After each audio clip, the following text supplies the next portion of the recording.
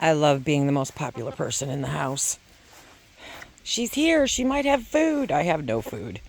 Okay, so this is the chaos of today, right? But I'm so super stoked that we got the brooder box in here, and we retrofitted it to be more of a brooder box. With the heat coming up, I wanted to, one, get them out here into the barn, but two, because they were in the garage, I wanted to cut out the solid walls that are on this trailer.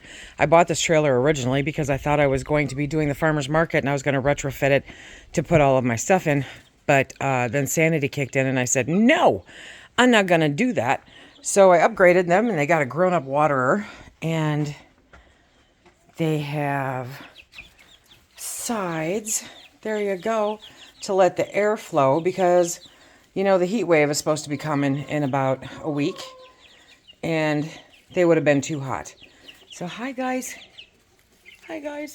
They were not stoked because I had to take them out of here when the sides were still on and then put them into here and then put them back. And they're like, stop touching us. We don't wanna. It also gave me a chance to clean out the brooder box. Good thing. These guys are all like, hey, there's still food in here, so they're gonna compost this all down for me and wreak complete havoc. I don't know if you can see it from here, but my garlic scapes are coming on. Yes. I would like to introduce you to Bear. He used to be the top dog. Now he's the low man on the totem pole. It's rough being Bear, so he kind of hangs close to me. The daily check of my baby rhubarbs. They're doing good. They're doing good. They're on the back deck. So they're, see, little, these ones were planted, I don't know, a week or two later. These ones are doing really good. So they got a little ways to go yet because, oh, look at the roots are coming out the bottom. Okay, still little ways to go yet before I can up pot them. So all in all, it's been a pretty productive morning. There's more to do. So we're going to make some pie and we are going to wash the jars. I picked up 30 pounds of mushrooms this week because I forgot to consult my calendar and exactly how much I wasn't home this week. And, but I managed to get them canned up.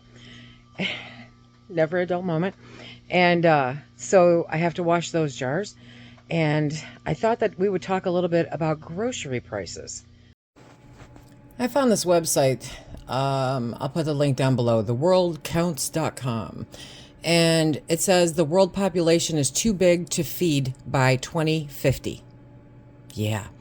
The world population could be too big to feed itself by 2050. By then, there will be almost 10 billion people on the planet, and food demand will have increased by 70% compared to 2017.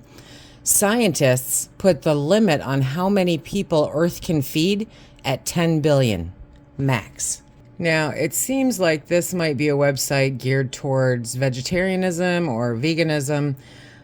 They have a quote in here: if everyone agreed to become vegetarian, leaving little or nothing for livestock, the present 1.4 billion hectares of arable land, 3.5 billion acres, would support about 10 billion people, says Edward Wilson, sociobiologist at Harvard. There's little room for flexibility. The constraints of the biosphere are fixed, as Mr. Wilson puts it. They also say that Western eating habits are draining the planet. It's unlikely that everyone will agree to stop eating meat, so the actual limit is lower. If everyone shared the diet of the average American, the world could feed just 2.5 billion. Now, I am a meat eater.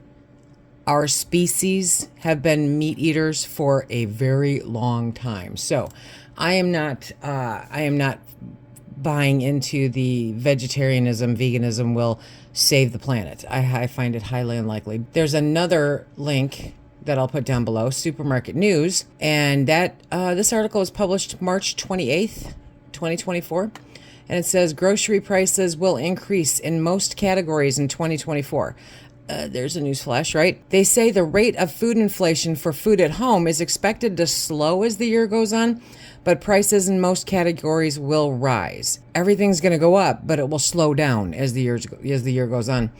The U.S. Department of Agriculture has released its forecast for 2024 that shows all food prices are expected to increase 2.5%, while food at home prices are predicted to go up 1.6%.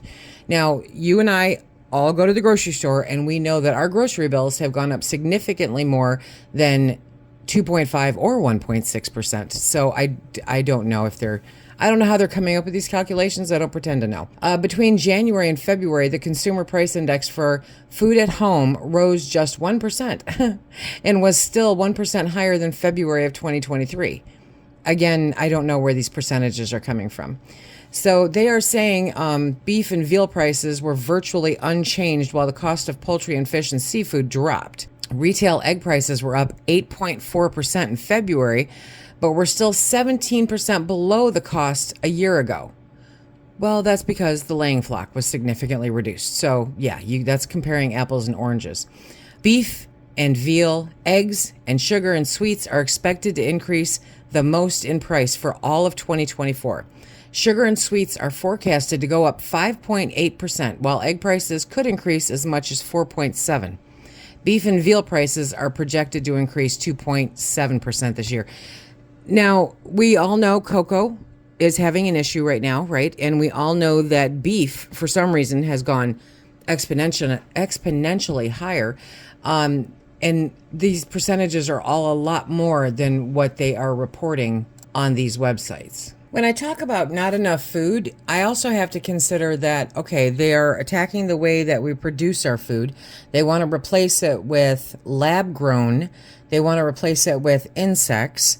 And they want to replace it with highly processed foods instead of real food, which is the way they've been gearing us for quite a few decades now. But then when you factor in the working poor, okay, the working poor are people who work or look for work for at least 27 weeks in a year, but have incomes below the poverty level. In 2021, the working poor rate was 4.1%. Working poverty has increased dramatically over the past 30 years, growing from less than 7 million in 1980 to 12.4 million today. Most working poor people are over 35, and fewer than 5 in 100 are between the ages of 16 and 19. Working poverty has increased dramatically over the past 30 years, growing from less than 7 million in 1980 to 12.4 million today. These are people who are literally working 1 or 2 jobs and are one minor catastrophe away from losing their homes or losing their ability to pay their bills. One little thing like an illness, one little thing like a washing machine breaking, can literally send these people over the edge into debt.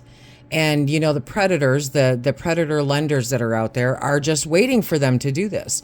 And so you've got a lot of single mothers that are facing this. You've got a lot of young families that are facing this. And it seems like no matter how hard they work, especially today with the cost of rent being so much more than it was just a few years ago, with the cost of food being so much more, that even if you were doing okay 4 years ago, 5 years ago even, okay, today it could put you right over the edge. Now, they do say that the majority of the people who live below the poverty level do not work, but this includes children, the elderly, and the disabled poor.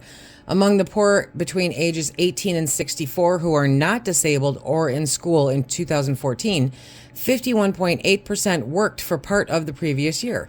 However, only 25.2% of these able-bodied poor worked more than 50 weeks. Whether it is a matter of being part of the working poor, whether it is a matter of being disabled, elderly, whether it's a matter of prices just going so much higher than what anybody can deal with anymore. The fact of the matter is, there's not enough affordable, real food out there for our society to continue in the way that we are. And with a projection like from the one website saying that by 2050, we're not going to have enough ability to grow or raise food.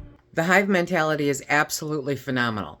I want to hear what you're doing in order to save money on food, buy real food, put up real food, stockpile your real food for future days when they may be forcing us to eat bugs or plants or lab-grown meat. If you want to check out how I can mushrooms, check out this video right here. Stack it to the rafters, my friends.